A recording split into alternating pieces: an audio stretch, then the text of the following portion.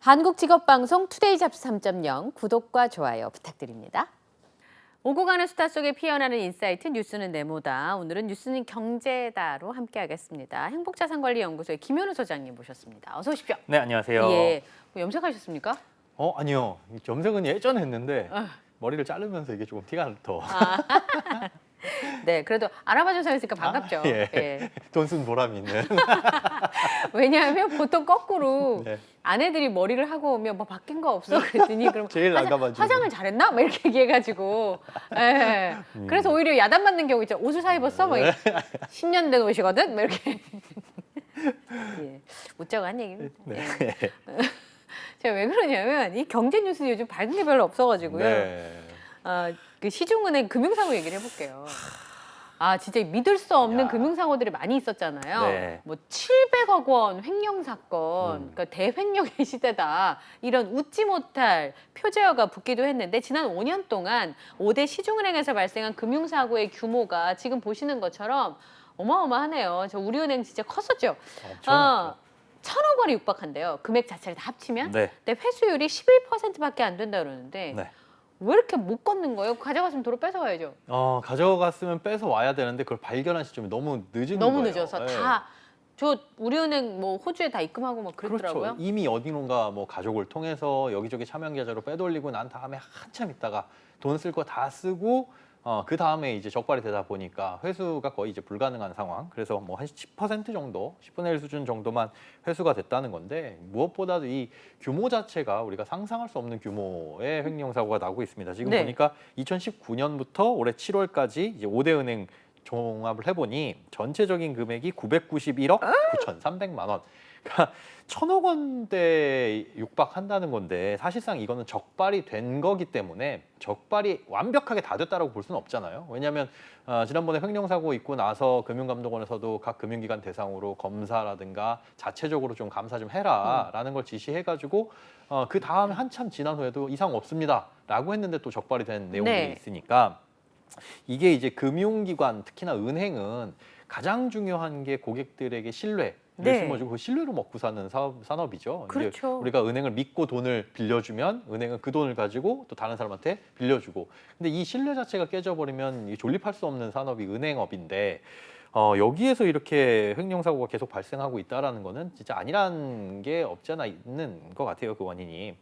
이게 어떤 특정한 임무를 맡고 있는 그 업무를 맡고 있는 직원을 뭐 복수로 배정을 해야 된다거나 아니면 계속적으로 순환을 시켜야 되는데 실질적으로 사고가 난 은행들을 다 살펴보니까 한 업무에 한 직원이 뭐 몇 년 동안 거의 뭐 10년 이상 한 직원들도 있었고요. 이렇게 계속 그 자리에서 머물러 있다 보니까 이거는 내가 아니면은 모를 텐데라고 하는 이제 횡령 사고가 일어날 수 있는 거고 실제로 소액으로 저질러 봤더니 정말 아무도 모르더라. 이게 점점 배짱이 커지다 보니까 이렇게 1,000억 원대에 이르는 사고가 발생을 하고 있는데 회수조차도 안 된다는 걸 감안을 하면 이건 시스템적인 문제가 있지 않은가. 그래서 구조적으로 좀 바꿔야 되는 상황에 이르지 않았나 이렇게 싶습니다. 이게 법적으로도 구멍 아닌 구멍이 있더라고요. 예를 들어서 우리 아이의 뭐 학자금 명목으로 해외에 송금을 해버렸다. 네. 그럼 가족끼리 송금을 했어도 회수하기가 좀 어렵다라고 하는 근거 때문에. 그렇죠. 네. 우리가 사실은 송금이라는 것 자체가 예를 들어 비근한 예로 그런 겁니다. 제가 만약에 잘못 송금을 해가지고 착오 송금이 있다고 네. 하더라도 은행에서 그걸 임의대로 판단하고 이 사람 계좌에 있는 돈을 마음대로 빼가지고 이렇게 줄 수는 없거든요. 네. 사실 원칙은 그렇게 누구 계좌에서 1원 한 장 오고 가는 전산을 건드릴 수가 없다라는 건데 그럼에도 불구하고 이렇게 은행 돈을 개인 계좌로 빼돌리고 그걸 이제 타인 계좌로 송금하는 것 자체가 가능했다라는 것 자체가 정말 경악스럽고요. 네. 그리고 회수가 안 되는 거는 뭐 어쩔 수 없는 부분인 것 같아요. 네. 그러니까 사실상 미연에 방지하지 않으면 이런 사고들은 계속 일어날 수 있고 또 이렇게 회수율이 낮은 것도 어떻게 뭐 막아낼 수가 없는 거니까 처음부터 아예 이런 일이 일어나지 않도록 막는 게 가장 중요한 일일 것 같습니다. 어떻게 보면 소비자 입장에서는 이자를 많이 주는 시중은행보다 이런 일이 안 일어나는 시중은행을 더 선호할 수도 있어요. 그런데 실제로 봤을 때 이런 일이 안 일어나고 있는 거를 우리가 판단하기에 저기가 지금 뭐 KB 하나, 신한 농협, 농협이 제일 안 일어나고 있네라고 해서 또 100% 신뢰를 할 수 없는 게 드러나지 않은 것들. 저기는 아예 발견을 못한 거 아니냐라고 생각을 또 할 수 있는 거고 우리가 또 피부로 와닿기에는 은행이 망했을 때 예금자 보험 얼마까지 되지? 아유 그러면은 니들이 횡령을 해가지고 사고를 얼마를 치든 어떻게 해서 망하든 내 돈은 안전하겠네. 그럼 결국은 소비자들의 최후의 선택은 금리 조금 많이 주는 은행을 선택할 수밖에 없거든요. 그러니까 이런 부분에 있어서는 금융 당국에서도 또 은행 입장에서도 좀 철저하게 이 운영을 점검을 해야 될 것 같습니다. 네, 소장님 말씀이 더 슬프네요. 예. 네. 예금자 보호는 5천만 원까지 한도니까 네. 안 드러나서 금액이 적을 수도 있어요. 이 맞습니다. 얘기가 좀 슬프게 들립니다. 자, 오늘 뉴스는 경제단은요. 달러 대비 엔화 가치가 최저 수준으로 하락한 상황인데 일본의 우에다 총리가 네. 일본의 큰일 났습니다. 총리라 그랬어요, 제가. 일본 은행의 우에다 총재. 총재가 저도 아무렇지도 않게 들었네요. 총리라면 큰일 납니다. 일본 은행의 우에다 총재가 마이너스 금리를 언급을 했거든요. 네. 그러니까 10년 물 국채 금리, 그다음에 엔화 가치도 반등하는 모양새를 최근에 보였다고 하는데요. 네. 오늘 그 얘기를 좀 해보겠습니다. 참 그 세계의 중앙은행 총재들의 입에 다 관심을 갖다 보니까 참 힘드네요. 예. 네.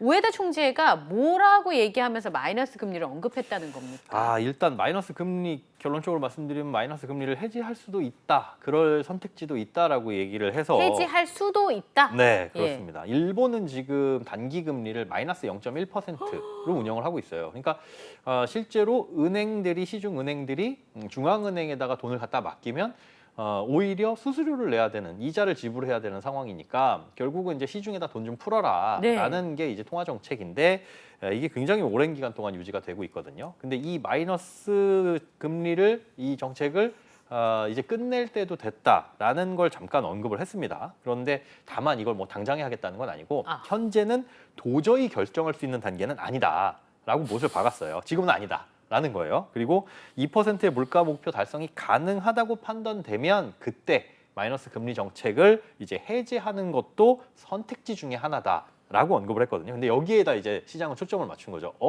일본이 그렇게 오랫동안 유지했던 마이너스 금리 정책을 해제할 수 있는 가능성이 있다고? 네. 예전에는 아예 가능성조차 안 보였거든요.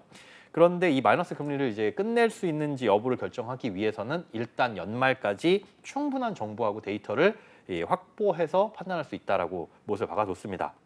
그러면서 이제 물가 목표, 이제 일본도 물가 목표치를 2%로 두고 있는데 그 2% 실현에는 아직까지 거리가 있다는 점에서 끈질기게 금융 완화 정책은 유지를 하겠다. 그런데 이제 올해 연말까지는 충분한 데이터를 확보하고 그렇다고 한다면 뭐 내년에는 진짜 마이너스 금리가 끝나는 거 아니냐라고 판단을 해볼 수도 있는 거죠. 지금 현재 일본의 소비자 물가 상승률은 1년 4개월째 2%를 웃돌고 있습니다. 그러니까 실제 목표치를 달성은 했는데 이게 과연 얼마나 갈 것이냐 이걸 두고 이제 판단을 하겠다는 거죠. 일본은 어쨌든 물가가 거의 오르지 않는 상황이 아주 오랫동안 지속된 거죠, 그렇습니다. 부장님. 그럼 여기 이제 우에다 총재가 지난달에 잭슨홀에서 연설할 당시에 기조적 인플레가 2% 목표를 밑돈다면 이것이 통화 완화 틀을 유지하는 배경이다. 이게 뭔 말일까요? 쉽게 얘기하면 그냥 통화 완화 정책 우리는 마이너스 금리 바꿀 생각 없어. 왜? 네. 물가는 아직 낮으니까. 그때는 그렇게 얘기를 했거든요. 네, 근데 갑자기 약간 느낌적인 느낌과 분위기가 바뀐 이유가 있을 것 같아요. 그렇죠. 한 달도 안 됐어요. 그러니까요. 뭐 사실은 상황과 환경이 바뀌면 그때와 지금은 다릅니다. 그러니까 이거는 지금부터는 이렇게 하는 게 맞습니다라고 하는 게 맞는 거죠. 그게 바람직한 일인데 근데 그때 당시와 지금 당시의 상황이 바뀐 건 사실 없거든요. 그래요? 뭐 물가가 그때 대비해서 잭슨홀 미팅 때 지금 한 2, 3주 됐나요? 그때 대비해서 뭐 확 올라간 것도 아니고 그런데 왜 우에다 총재가 이런 얘기를 했냐? 잭슨홀 미팅 때 이런 얘기를 그러니까 아직까지는 우리는 이 통화 완화 정책을 고수할 것이다라고 한 그 배경을 좀 봐야 되는데 일단 1년 4개월째 이 물가 상승 목표치 2%를 상회하기는 하고 있지만 이게 점점 갈수록 떨어질 것 같다라는 판단이 근거였어요. 올해는 이제 물가 상승률을 2.5%로 전망을 하고 있는데 이게 내년에는 1.9%로 떨어질 것 같고 그리고 내후년에는 다시 1.5%로 내려앉을 것 같다. 그러니까 지금 2%인 건 사실 뭐 1년 잠깐 넘는 기간 동안 길어봐야 2년도 안 되는 기간 동안에 2% 목표치를 살짝 달성을 한 거지 그게 장기적으로 오래갈 것은 아니다. 그러니까 우리 일본은 뭐 마이너스 금리를 유지를 하겠다 이렇게 표현을 한 거거든요. 그러니까 그때 당시에나 지금이나 그 상황은 변하지 않았고 그 환경은 그대로라고 생각을 하면 되는데 일본은 이렇게 중앙은행에서 단기금리 조정뿐만 아니라 이제 장기금리도 조정을 하고 있어요. 네. 이제 10년물 이런 국채금리가 올라가게 되면 채권을 막 사들여가지고 금리를 떨어뜨리거나 뭐 네. 이런 식으로 장기금리 정책도 하고 있는데 그런데 지금 이거를 과연 이번에 발언을 진짜 마이너스 금리에서 플러스로 전환이 될 것이냐, 이제 그런 마이너스 정책을 종료를 할 것이냐라고 봤을 때 또 가능성이 없다고 보는 시선은 이렇게 장기 금리도 조정하고 있는 일본 입장에서는 국채를 많이 사들여야 될 때도 있거든요. 네. 그럴 때 있어서 금리가 올라가게 되면 그렇죠. 이게 이자 부담으로 적용을 할 수 있고 네. 결국 이게 중앙은행이 하는 일인데 중앙은행이 금리를 올려버리게 되면 네. 중앙은행이 스스로 힘들어질 것이다. 예. 그리고 실질적으로 우리가 뭐 일본의 잃어버린 30년이라는 표현을 이제 그게 끝나가나라고 예. 얘기를 하잖아요. 기업의 성장이 이제 조금씩 보이기 시작하는데 네. 이 상황에서 금리를 올리게 되면 기업들의 부담도 굉장히 커지게 될 것이고 네. 그렇기 때문에 거기에 찬물을 껴넣는 행위는 좀 힘들지 않을까. 그래서 여러모로 당장의 금리 인상을 결정하기는 뭐 어렵지 않을까 이렇게 바라보는 게 지금 시장의 대부분의 상황입니다. 그러니까 소장님 말씀은 당분간은 큰 변화 없을 거다. 네. 근데 지금은 금리 인상 가능성이 벽이었다면 가능성이 0%에 가까웠는데 네. 문을 하나 달까? 그렇죠. 가능성을 좀 열어둘까? 그 정도라고 볼 수 있을 것 같은데요. 그런데 시장에서는요. 우에다 총재의 발언이 있고 나서 10년물 국채 금리가 지금 보시는 것처럼 8일 종가 대비해서 0.055%포인트가 올랐습니다. 네. 그러면 국채 금리가 저렇게 만약에 상승세로 돌아선다고 하면 엔화도 강세를 보이나요?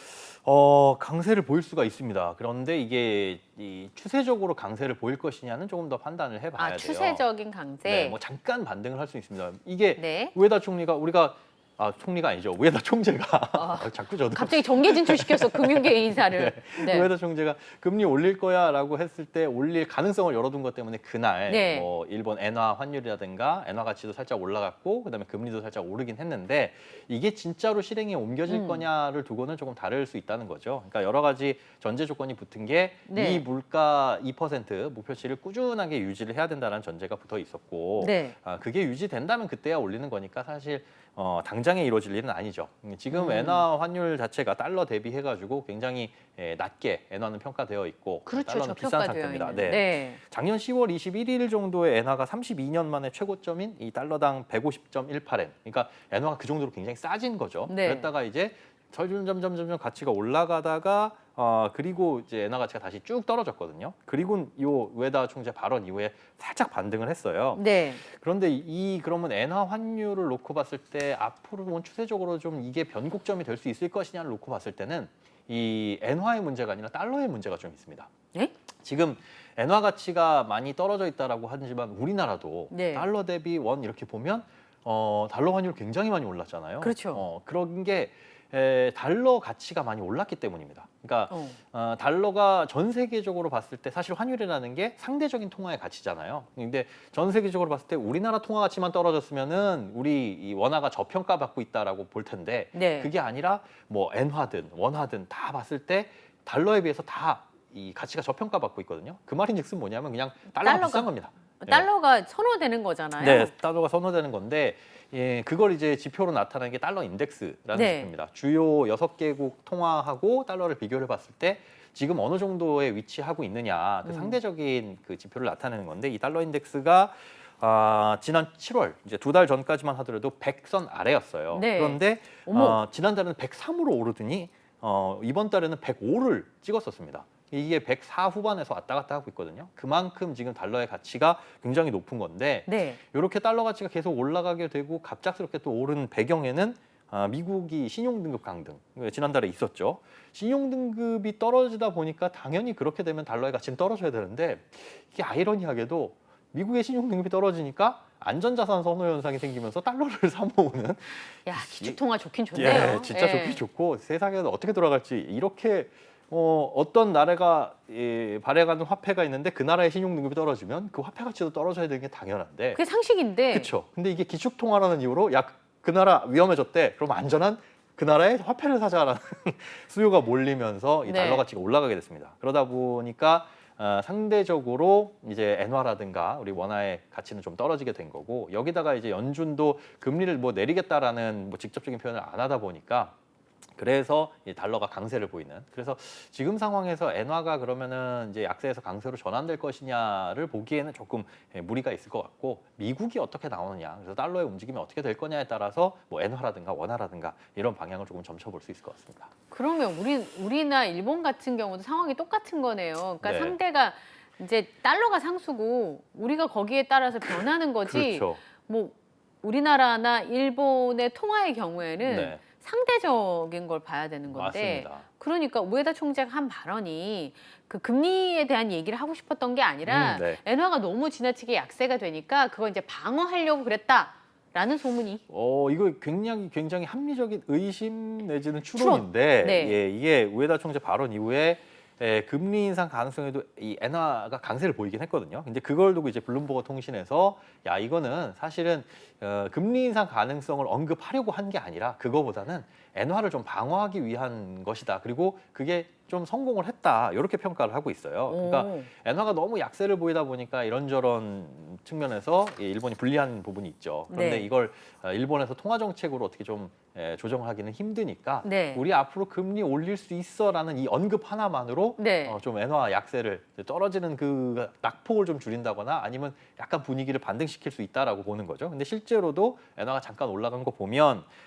실제 우에다 총재의 발언이 시장에는 그 엔화 환율이 떨어지는 걸 방어하는 그런 측면에서는 영향이 있었다고 볼 수 있습니다. 그러니까 일본의 10년물 국채 금리가 상단을 조금 열어둬서 네. 어쨌든 조금 올릴 것 같은 느낌적인 느낌이 있고, 게다가 인플레이션이 지금 이렇게 상향 조정이 되는 상황이니까 그러면은 아무래도 금리를 조금씩 올릴 수밖에 없을 거다. 네. 그러다 보면 연말로 갈수록 혹은 내년에 엔달러 환율이 좀 더 이게 엔고로 갈 수도 있다. 네. 좀 강세를 보일 수도 있다. 이런 예측도 있는데. 그렇죠. 이게 이제 이 아까 말씀드린 장기물에 대한 이 장기 국채에 대한 장기 금리에 대한 이제 통화 정책을 어떻게 펼치느냐인데 이 우에다 총재가 와서 3개월 만에 한 게 바로 그 YCC. 그러니까 네. 장기 국채를 우리가 국채 금리를 0.5%에 맞춰 놓을 거야. 이게 굉장히 오랫동안 네. 이 정해져 있던 룰이었는데 이걸 취임 이 3개월 그러니까요. 만에 바꿨거든요. 예. 그러니까 지금 우에다 총재의 발언이 야 이건 진짜 실현 가능성도 있다라고 해서 이 시장을 들썩거리게 만들고 있는 거고요. 그러다 보니까 실제로 이 통화 정책이 종료되는 게 뭐 올해 끝나게 되면 내년에는 좀 올라가게 되고 그러면 이제 환율도 올라갈 거 아니냐라는 전망들도 나오고 있어요. 근데 이런 뉴스에 우리가 이제 관심을 가지고 전 세계가 주목을 하는 건 일본이 뭐 경제 규모가 크기도 하지만 사실상 일본의 마이너스 금리 덕분에 거기에서 돈을 빌려다가 다른 곳에 투자를 하는 돈이 굉장히 많거든요. 이 어려운 말로 엔캐리 트레이드 머니 뭐 이렇게 하는데, 그러니까 우리가 싼 은행에다가 돈을 빌려서 이자가 싼 은행에 돈을 빌려서 이자가 높은 은행에다가 예금을 갖다 맡기면 요 예대 마진을 먹을 수 있는 거잖아요. 그렇죠. 그런 것처럼 어딘가에 투자를 하려고 봤는데 어디서 돈을 빌려고 보니까 싸게 빌려줘? 일본? 여기는 세상에 중앙은행에서 마이너스 금리를 펼치고 있네? 그러면 여기서 쉽게 돈을 아주 싼 빌려서. 가격에 빌려다가 주요국에다가 투자를 할 수가 있다는 거죠. 네, 그렇죠. 그런데 일본이 이제 금리를 올리겠다라고 한다면은 여기에서 수익이 줄어들 수 있고 그 위험이 커질 수 있으니까 네. 투자 자금을 회수해가지고 일본에 다시 넣으려는 수요도 생길 거고요. 그래서 이제 전 세계가 사실 이 뉴스에다 주목을 하고 있는데 그럼 과연 일본이 금리를 실제로 올릴 것이냐, 그리고 그에 따라서 엔화의 가치가 올라갈 것이냐, 이거에 대해서 일본 재무성 재무관이 얘기를 한 게 있는데, 일단 지금 엔저 현상에 대해서는 이게 일본의 화폐 가치, 일본의 가치가 낮아가지고 사람들이 여기다 이 일본을 팔기 때문에 던지기 때문에 나타나는 현상이 아니라 그냥 미국과의 금리 차 때문에 발생하는 현상이다. 네. 이렇게 해석을 하고 있어요. 그러니까 단순하게 봤을 때 미국이 금리가 높고 네. 일본은 금리가 낮으니까 네. 그것 때문에 환율이 이렇게 나타나고 있는 현상이다. 음. 그 말인즉슨 일본도 금리를 올리게 되면 엔화 환율도 올라갈 것이다. 네. 라고 지금 전망을 하는 거거든요.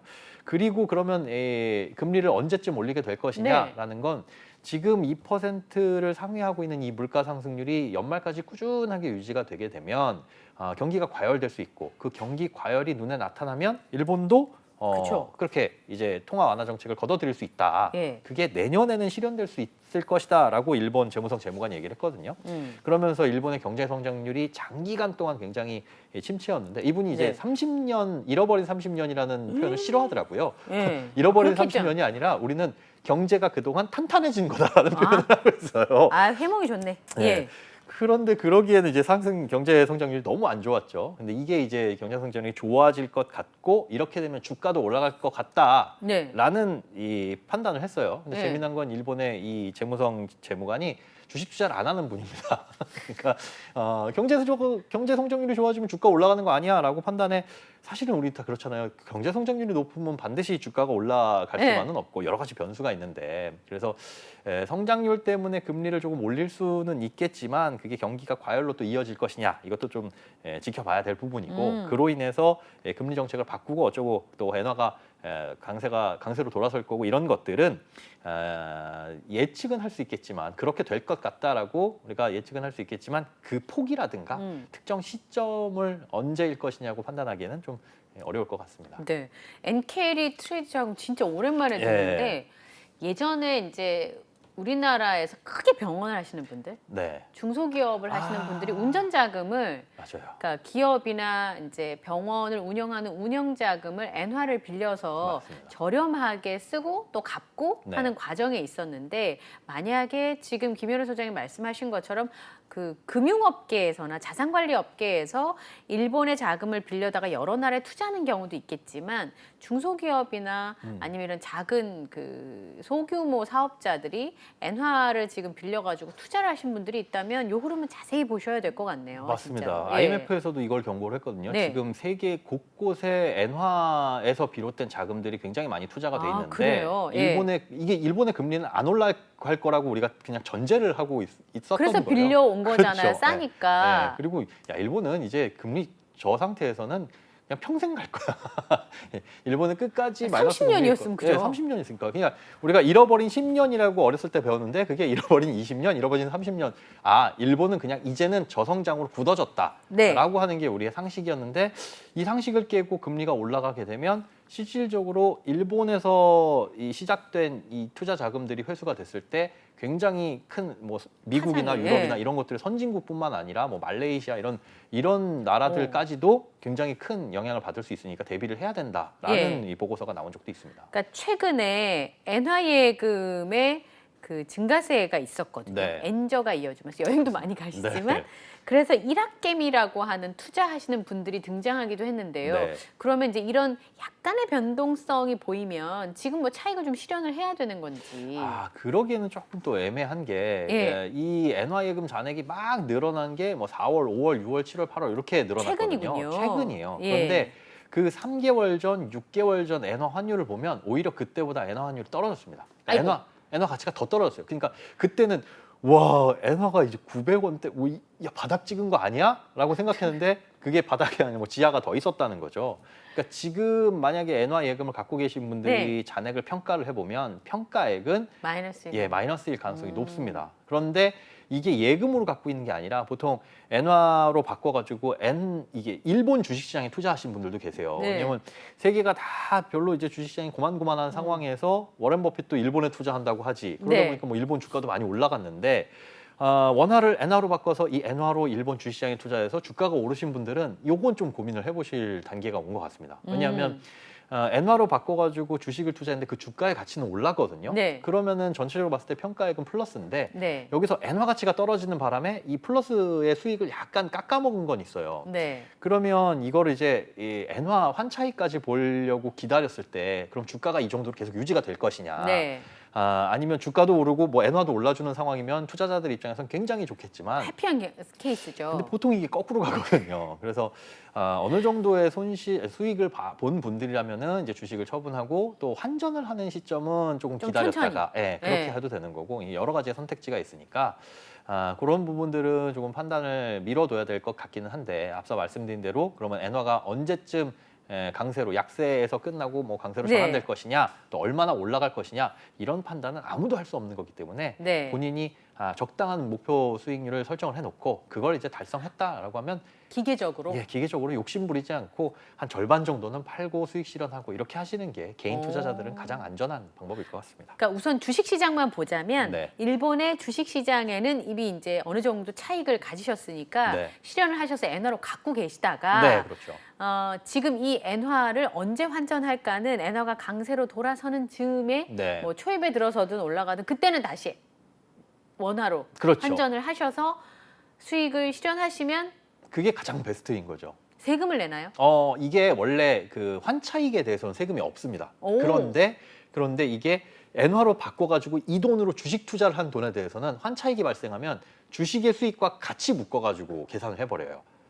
그러니까 조금 의아하기는 한데 그냥 엔화로 바꿔서 엔화를 그대로 갖고 있다가 수익이 발생하면 요건 비과세인데 네. 엔화로 바꿔가지고 주식을 넣어가지고 이게 수익이든 손실이든 일단 주식으로 한번 변신이 됐다가 네. 다시 엔화로 바뀌게 되면 여기에서에 대한 환차익이 발생하면 이거는 세금을 과세를 합니다. 그 주식에 대한 이익분에 대해서는 세금이 없고요. 이익분에 대해서도 세금이 있죠. 그러니까 250만 원까지는 공제를 하고 그 초과분에 대해서는 22% 세금을 내거든요. 근데 여기에 환차익에 대한 세금까지 또 내요? 수익까지 있었다 그러면 합치게 되고 장점은 만약에 수익이 났는데 주식에서는 수익이 네. 났는데 환차 손이 발생했다라고 네. 하면 이건 상계를 합니다.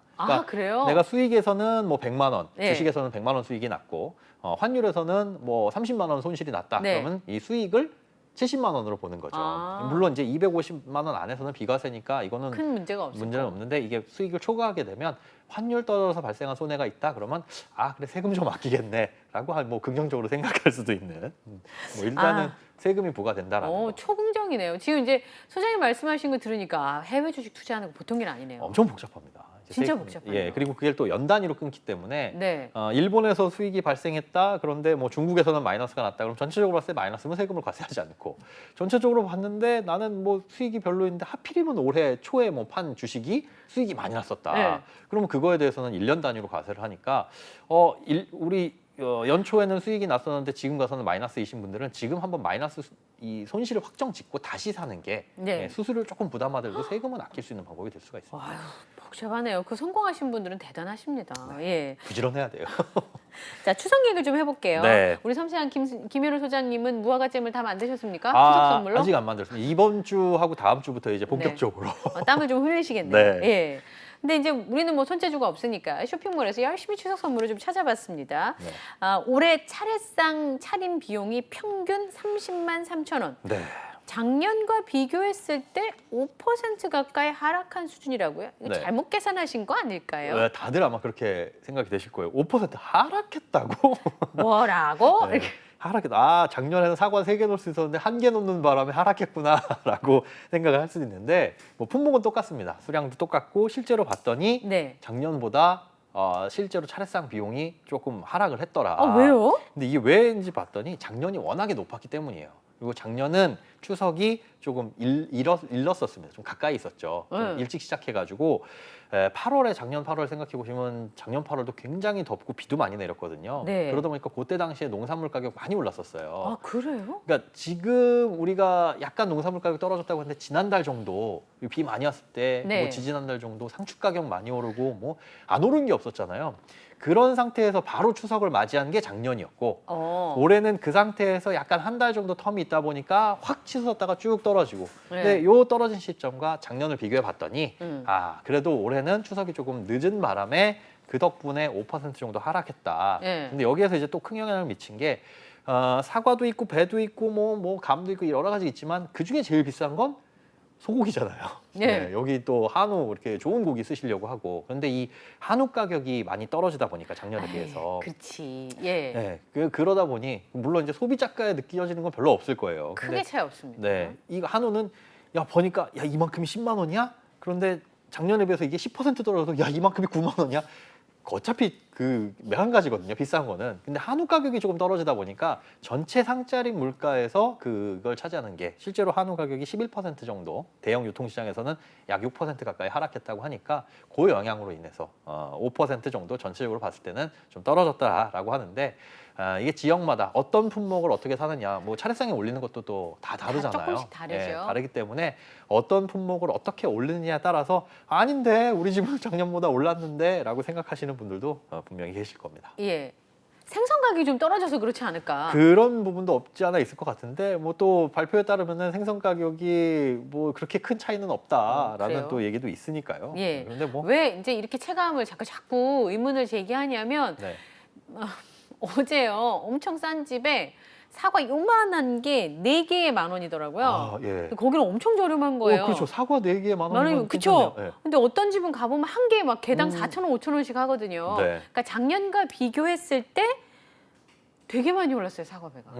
배가 특히 많이 올랐더라고요. 아, 그래요? 사과도 많이 올랐던데. 배가 엄청나게 올라서 사실 뭐 이게 개수를 줄일 수 있는데 가지수를 줄이기는 사실 어렵잖아요. 아, 못 줄여요. 네, 네. 상에 놓는 그 어쨌든 뭐 이 접시가 2개 비면 여기가 네. 횡하니까 여기를 채워 넣을 수 있는 무언가는 있어야 되는데 그게 늘 앞쪽에 또 이 자리하는 게 과일이고요. 근데 그렇죠. 과일 가격을 보니까 굉장히 많이 올랐습니다. 사과 같은 경우에는 같은 달 대비 작년 같은 달 대비 30.5%가 올랐고 배 같은 경우에도 뭐 평균 가격이 꽤 많이 올랐어요. 배도 평균 도매 가격이 일주일 전과 비교해 가지고 한 2,500원 정도, 그러니까 한 0.5% 정도 일주일만 사이에 이렇게 올랐거든요. 그러니까 전체적으로 봤을 때 지금 추석을 앞두고 약간 떨어져 있긴 하지만은 품목에 따라서 추석 직전에 사는 게 있고 미리 사두는 게 있잖아요. 네. 이런 눈치 보기도 실제로 가정에서 좀 하셔야 될 것 같다. 그렇죠. 적절하게 미리 사면 오히려 비싸다 그러더라고요. 네네. 직전에 이제 정부에서 가지고 있던 저장 물량을 풀기도 하고 네. 이제 다 소비가 끝나고 나면 추석에 준비한 물량을 유통가에서도 정리해야 되니까 재고를 떨궈야죠. 갑자기 싸게 네. 파는 경우도 있다고 네. 하더라고요. 그래서 뭐 직전에 사는 게 싼 것도 있고 직전에 사나 미리 사나 늘 비슷비슷한 가격을 유지하는 게 있으니까 예. 이런 것들은 조금 가정에서 신경을 쓰셔가지고 매일매일 그 시장 가격을 좀 확인을 하셔야 될 것 같습니다. 네. 8월에 소비자 물가 상승률이 석 달 만에 다시 3%대로 올라섰다는데 네. 뭐 때문에 또 소비자 물가가 다시 오른다는 겁니까? 일단 농산물 가격도 올랐고요. 예. 석유류 가격도 상승을 하면서 그 하락폭이 좀 줄어들었습니다. 네. 이제 폭염하고 폭우 영향이 있었죠. 네. 이러면서 농산물 가격이 1년 전과 비교해서 많이 올랐는데 5.4% 상승을 했어요. 그러니까 농산물 가격이 5.4% 상승하면서 전체적인 소비자 물가에 미친 영향은 한 0.26%포인트. 네. 그러니까 5% 정도 상승한 게 그만큼을 좀 끌어올렸다는 거고 석유류 같은 경우에는 하락을 했습니다, 오히려. 11% 그래요? 하락을 했는데 이게 작년 7월에 비해서는 그 기저효과가 이제 좀 줄어든 거고 예. 11% 하락을 했지만 그 하락폭이 줄어든 거거든요. 그러다 보니까 전체적으로는 결국은 가격은 살짝 올랐다라고 볼 수가 있는 거고 그러다 보니 작년 대비 기저효과도 줄어들었고 하락폭이 줄어들어서 네. 전체적인 소비자 물가를 봤을 때는 2%대에서 3%대로 다시 반짝 올랐다. 그런데 그 폭이 좀 큽니다. 그러니까 우리가 2%대라고 박수를 친 게 2.3%였는데 네. 이게 3.4%대로 올랐어요. 너무 많이 올랐는데요? 예, 다른 범위 또 숨어져 있습니다. 여기에 전기, 가스, 수도 이런 이제 공공요금 이게 예. 이제 20% 이상 상승을 했어요. 예. 이렇게 되면 이제 소비자 물가가 잡히려는 것 같다가 또 안 잡히는 거 그니까. 아니냐. 네. 우리가 이걸 판단해 볼 수 있는 게 농산물 가격과 석유류를 제외한 근원 물가. 네. 이게 좀 끈끈한 물가라서 얘네들이 어디로 가는지 이 방향을 보고 물가의 추이를 판단할 수 있다고 말씀드렸잖아요. 그런데 이 농산물과 석유를 제외한 이 근원 물가는 1년 전보다 3.9%. 이게 1월하고 7월하고 봤을 때 1월부터 7월까지 봤을 때는 전체적으로 4.5%였거든요. 3.9%라고 한다면 이거보다는 낮은 폭이긴 하지만 지금 소비자 물가가 3.4%로 나타난 거에 비해서는 3.9로 나타나니까 아직까지도 소비자 물가는 더 오를 그러니까요, 가능성이 여지가. 여지가 남아 있다 이렇게 볼 수가 있는 거고 이게 그럼 다른 나라들은 어떠냐? OECD 다른 국가들을 봤더니 이 근원 물가 지수 석유류하고 농산물을 제외한 근원 물가가 3.3%로 나타났어요. 그러니까 다른 나라들, 다른 국가들보다도 우리나라의 우리가 더. 근원 물가가 조금 더 높게 나타나고 있다. 그러니까 아직까지 물가가 잡혔다라고 판단하기는 조금 어려울 것 같아서 그렇게 되면 이제 이 한국은행 기준금리도 어떤 방향을 보일지 이것도 또 관심이 좀 커져가고 있는 겁니다. 하반기에 공공요금 오를 것 같은데 좀 더. 네, 네. 이게 정부도 판단이 쉽지 않을 거예요. 공공요금 뭐 적자다, 뭐 문제다 네. 이런 얘기들이 있는데 공공요금 서비스 물가가 이렇게 오르게 되면 이게 또 물가 상승을 자극할 거고 여론도 별로 좋지 않게 형성이 될 테니까요. 그러니까 어느 정도 다른 물가가 떨어졌을 때 공공요금을 올려야 되는데 야 물가 이제 떨어져 가는데 또 공공요금까지 올리겠다는 거냐라고 하는 이제 반발도 일어날 수 있어서 항상 이 공공요금에 대한 부분은 어떻게 기계적으로 법으로 정해놔서 물가 상승의 몇 %를 몇 년 주기마다 혹은 몇 개월 주기마다 일정 부분은 올린다라고 못 박아두지 않으면 이걸 결정하는 사람이 누가 되든 어떤 이 정부가 들어서든지 간에 늘 고민일 부분이라 이건 참 고민이 커지는 것 같습니다. 정부에서 추석에 670억을 푼다는데 매번 네. 그렇게 풀어도 어떻게 나는 혜택을 못 보는 것 같은. 이게 그러니까 매년 푸는 거기 때문에 사실은 이제 느낌이 없는 것 같아요. 아 매년 풀어서. 매년 풉니다. 설, 추석, 뭐 민생안정대책은 늘 있어 왔거든요. 인터넷 검색창에 아마 민생안전대책 치시면 2021년, 2022년, 뭐 2019년 옛날 자료들도 계속 나옵니다. 근데 그때 내용들을 쭉 살펴보면 다 뭐 대동소이해요. 그러니까 온누리 상품권, 뭐 할인율, 뭐 구매율, 뭐 이런 것들 늘려주겠다. 그런데 그 전체적인 금액을 보면 한 670억 원. 이것도 이제 매년 그렇게 풀다 보니까 사실상 우리가 늘 받는 혜택은 그냥 혜택이 아니라 평상시와 뭐 똑같은 거잖아요. 그러다 보니 670억 원 투입하겠다라고는 하는데 아마 이제 체감하시기로는 그렇게 큰 차이는 좀 없을 것 같다. 네. 추석엔 늘 비싸다. 이거는 각오하고 있어야 될 것 같습니다. 아 그 왜 저희는 부자가 되지 못하고 늘 마음만 부자일지. 마음이라도 부자인 게 어딜까요? 그건 제 마음대로 할 수 있으니까 네. 마음은 좀 넉넉하게 가져가시면 좋겠습니다. 네. 지금까지 뉴스는 경제다. 김현우 소장님과 함께했어요. 오늘 말씀 고맙습니다. 네, 고맙습니다. 네.